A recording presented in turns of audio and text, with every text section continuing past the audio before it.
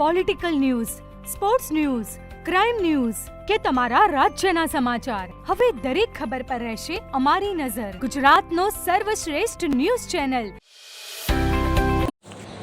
આ કાર્યક્રમમાં પદાધિકારીઓ તેમજ જિલ્લાના વિવિધ અધિકારી ઉપસ્થિત રહ્યા હતા.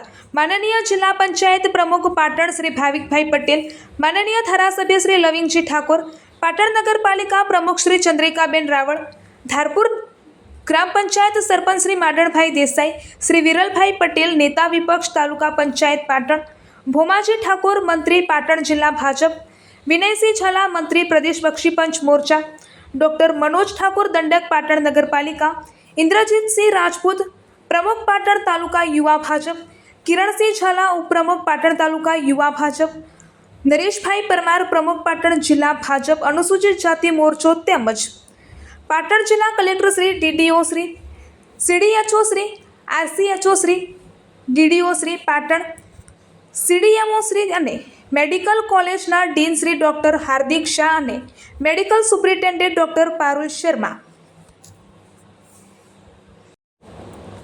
આરએમઓ અને પીઆઈયુ ટીમ ધારપુર પણ ઉપસ્થિત રહ્યા હતા. આ ઉપરાંત હોસ્પિટલના doctor staff, nursing staff, sweeper, security તેમજ આરોગ્ય શાખાના કર્મચારીઓ ઉપસ્થિત રહ્યા હતા.